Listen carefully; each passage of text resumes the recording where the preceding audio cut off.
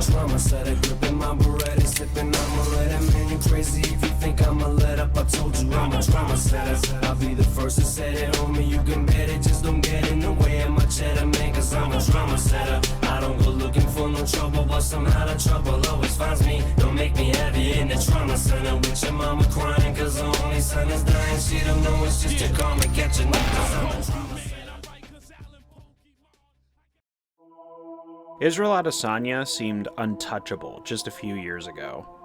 Flashy striking, constant improvement, he stuck out as something of a modern-day Anderson Silva.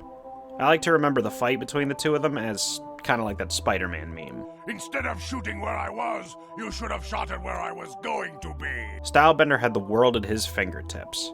Then he lost his O to Jan, had his old tweets and interviews unearthed, and got humiliated by Trevor from GTA 5. Did you kill him? What kind of fucking animal do you take me for? No, I didn't kill him. Oh, fuck. But I did kidnap his wife. Despite heavy amounts of coping from Izzy's biggest fan, Joe Rogan, the loss to Dricus kind of felt inevitable in a lot of ways. I mean, hell, if Izzy won the title back in that fight that he didn't even remotely deserve in the first place, that would have been definitive proof there is no God. Then there is no God.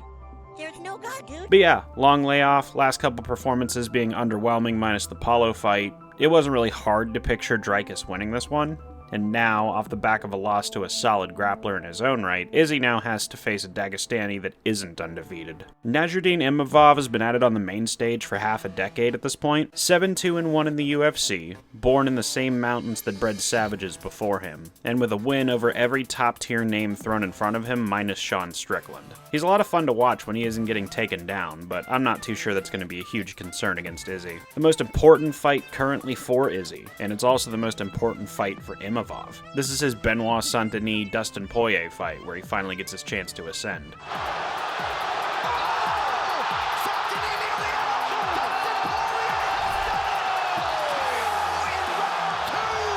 Despite him having a name that gains a letter every time he wins a fight, and being from the same place as the Smish Factory, Nasruddin actually found a real passion for boxing in his early years. He's something like an orthodox Dustin Poirier a little bit. He has that pocket boxing, wide hook kind of style. It gives this fight a factor that isn't always present with these matchups. It's not exclusively striker versus wrestler. The shot back up to his feet. Excellent.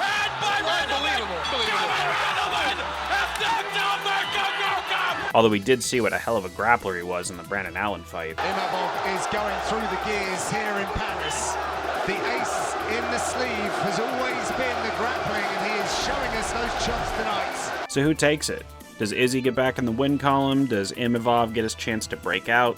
How does Kevin Lee fit into all of this? I don't have these answers. I do know that Adesanya is the more technical striker. His defense is definitely much better, etc. Even when Izzy gets hit, he does a very good job rolling with shots, whereas Imavov takes more of the Nate Diaz approach. However, this is a case where one guy is clearly on the rise and the other is clearly on the decline.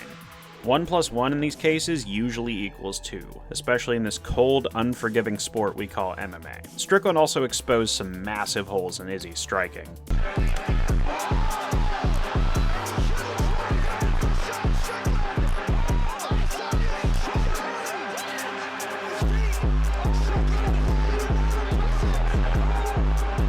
Has that changed? Like, at this point in his career, is Izzy still tirelessly working to fix his technical flaws? Finding his jab has been a problem for Adesanya for quite a while, and is that all of a sudden gonna change in this fight?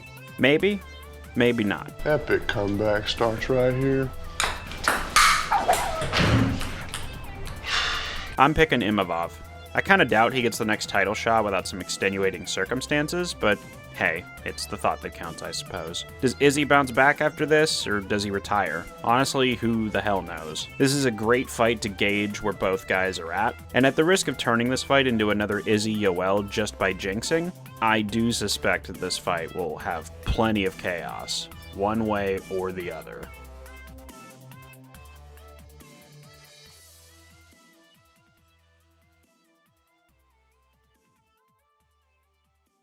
Yeah, no. You know what I'm talking about. You fucking know, you GQ motherfucker. Did that really happen? I believe, yeah, when he was fighting in China regularly, he said he felt like he was a representative of the... Yeah, so this clown